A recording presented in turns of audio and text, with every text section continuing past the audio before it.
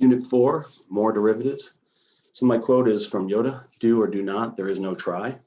You can do this. It is simply a matter of doing it. Get to integrals and it's very, very challenging. We'll get a joke there when I get there, a funny comic I've seen about it. But here is just follow the rules. I always say it's like baking by instructions. Turn on the oven, butter the tray, oh, I couldn't figure it out. Like, what is there to figure out? Just follow the instructions. So you've got a lot to pick up in this chapter, but I mean, it's all doable and there's plenty of good practice for you. So first thing on the list is using the chain rule. This is the most missed problem in calculus, and I will say that ridiculously often, almost twice a week. The most missed problem in calculus, they forget to do the inside of the function. So be ready. Find the slope of parameterized curves. That's a piece of cake. Power chain rule, it's very similar to this, but it's really not that hard. Implicit is very tricky, but it's doable. I think I put tricky but doable for all of these. Just takes a little while, and also once you understand chain rule, it feeds right into implicit derivative. What are they calling it? Finding the derivatives of an implicitly defined function. We're going to do the inverse, arcsine, arctangent, and just general inverses. This is actually going to pop up at the end of the unit. And then exponential logarithms, pretty straightforward. And then the power rule for multi-step derivatives, again, not that big a deal. So be ready to hit the ground running. And this is just right here. I'm going to do this one first and show you what I'm talking about here, just because I want to get it out of the way. So dy dx. Now we have two pieces of the puzzle here. The outer one and the inner. So we do the outer one first. Derivative sign is cosine. We don't touch this. And then we multiply by the inner. I'll show you why. But that's it. And just everybody forgets, especially when there's a sine squared, because then there's three functions and it's hard to see. So what's this all about? Well, you always have to do the inner. So when you have y equals x squared, this is basically two functions. That's the outer, and that's the inner. We've been lying to you for a while, just like our government. No, I'm just kidding. We've been lying to you. You have gone, oh, well, dy dx equals outer, 2, leave it alone, inner. What's the derivative of x? 1, which is why we've ignored it. It's already complicated enough, all the stuff we did last unit. We just leave it as 2x. A really better way to look at this was that it's dx of x. dx over dx is 1. So I can't tell you how many people can't do this. I just graded AP stuff and saw about 40% of the people couldn't do it, which is very frustrating. The other way they like to show this is to say, well, let's go with u equals x squared minus 4. And now we have y equals sine of u. Well, dy dx, this is weird. U is a function of x. See, x is in its function. So I can say, oh, well, just cosine of u. But as I showed you over here, I have to go du dx, which is cosine, subbing back in x squared minus 4. And then du dx is 2x. I do not find this helps anybody at all. I just want to show you why we do it that way. And for all those times you were doing all those composite functions, this is what they were getting at. This is why you learned all that nonsense. It's called the chain rule. Some people use substitution.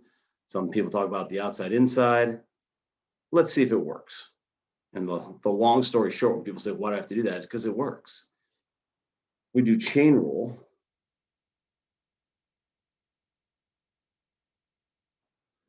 Y prime equals outer, 2, leave it alone to the first, and we're not going to write that, times the derivative of the inside, 6x, which is 12x times 3x squared plus 1, which is 36x to the third plus 12x.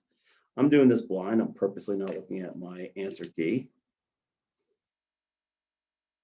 I'll call this the long way. Y equals 9x squared plus 18x. No, x to the fourth. That was silly. 18x squared plus 1. Y prime equals 36x to the third plus 2 times 18. I obviously did this wrong. 3x squared times 3x squared is 3 plus 3 is 6x squared.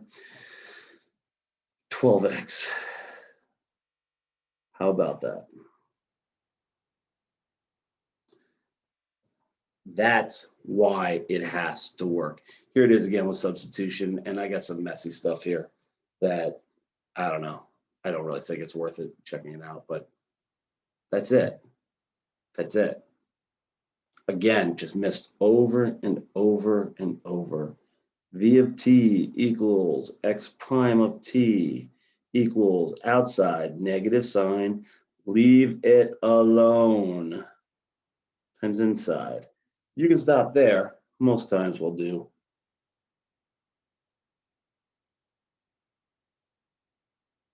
That where we clean it up, because if we go to a math bar and don't, clean it up, we'll get laughed out of the bar, and that's really horrible.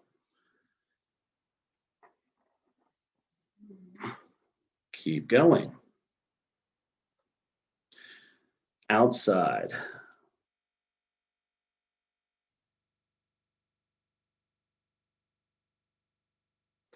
Is cosine. Leave the inside alone. Inside. I'm not mixing that one up. I'm just going to leave it there. Yeah, put the 2x plus 1 out front. What's the point? Now, how about doing it more than once? What does that mean? Let's find out. G prime of t equals derivative secant squared. Leave it. Derivative 0. I will write 0 for the first and last time. Derivative cosine. Oh, there's another inside. Negative cosine of 2t. Times derivative of the inside, 2. Negative 2 cosine of 2t secant squared 5 minus sine of 2t. Notice how important it is to have neat handwriting so you can read what's going on. A lot of people come to me, can I cancel the secant and this cosine? It's not secant and cosine hanging by themselves. This is cosine of 2t. This is the secant of 5 minus sine of 2t squared. Don't get too smart for yourself. So, this piece of cake.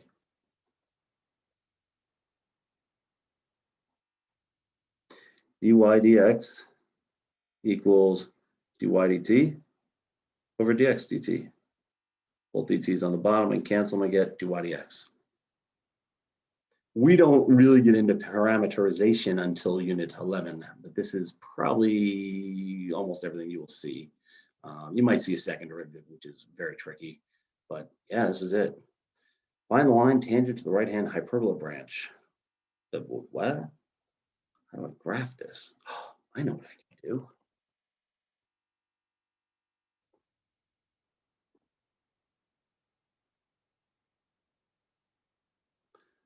Y equals, clear that out of here, mode, parametric, Y equals, clear, it says secant of t, which I can't do, 1 over secant cosine, can't believe I don't know that off the top of my head like I should, enter, and then tangent of t. Let's graph that and see what happens.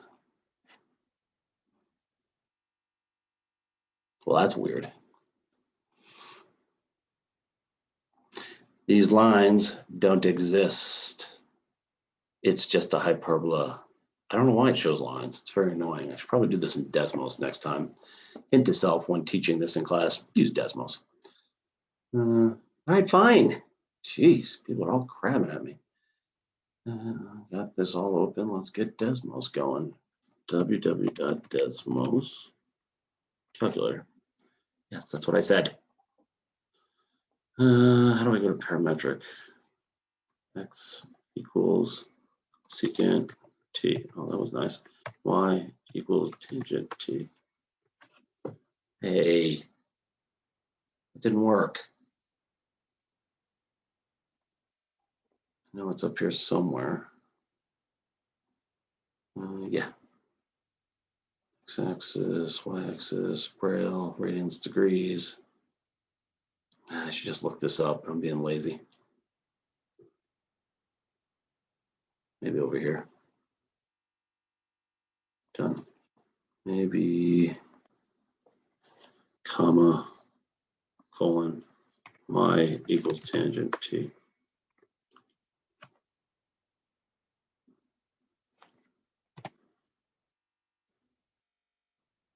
Get rid of this. Didn't like that. I wonder if it's a comma. No, it doesn't like that either.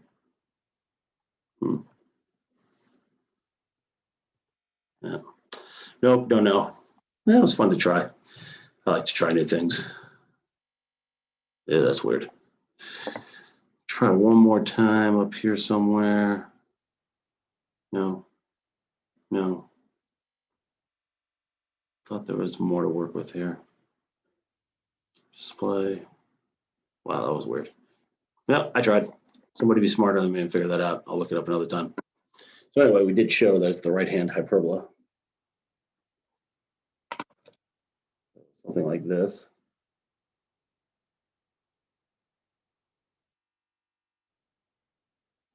At the point root 2, 1. So it's like here. And so what's the equation of that line? It is x comma y given, and they gave me the t. So let's go. dy dt equals secant squared t. dx dt equals secant x tangent t tangent t. dy dx equals secant squared t over secant t tangent t. 1, 2, it's 1 over cosine, sine of cosine, cosine flips up. I think we'll end up with, well, who cares? Dy dx at t equals pi over 4 is a secant of pi over 4 and tangent of pi over 4. Hopefully I did that right. Yeah, it kind of looks like it. So tangent pi over 4 is 1.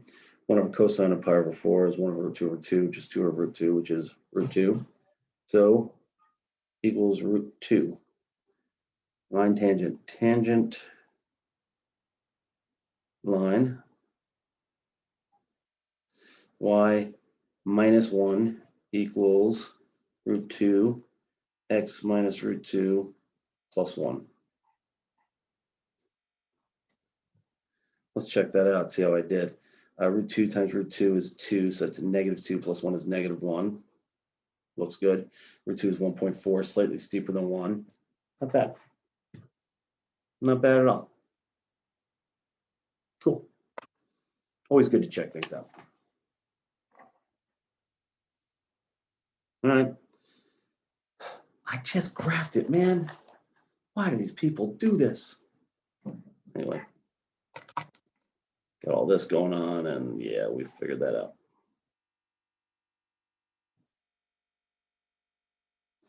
You might be like, well, I thought you made the notes. Well, yeah, I don't read ahead. Jeez. No example. Find the slope of y equals secant to the fifth x. Now here it is. Here it is. Here is the far and away most missed problem. I just need the slope, so I don't need an xy coordinate. All right. What I have here is y equals something to the fifth. To find the derivative, I would go 5, that's something, to the fourth, which is just secant of x. And then the derivative of that is secant x tangent x. Okay? dy dx, x equals pi over 3, 5 times secant x to the fifth, putting them back together, tangent, pi over 3. Pi over 3. I'm gonna have to cheat and look around and guess. Secant pi over 3 is cosine of pi over 3 is 1/2. Why don't I have it way up high? Oh, I get it. I'm looking at my notes and I feel like I've made nothing but mistakes here. I'm going to check this with my calculator because I do not trust what I've done. Oof, terrible math. All right, so cosine is 1/2. 1 over 1/2 is 5 times 1 over 1/2, 2 to the fifth, times tangent of pi over 3, 1/2 root 3 over 2, tangent sine over cosine, root 3. Feel like I am making beaucoup mistakes. 32 times 5 is 160 root 3. Don't trust myself. Feel like I made some mistakes there. My answer key is wrong. So let's go see if I can figure this out.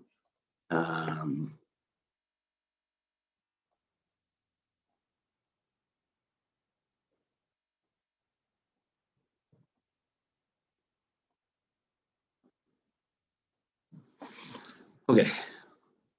Math 8. Derivative with respect to x. Alpha fraction 1 over parentheses cosine of x parentheses to the fifth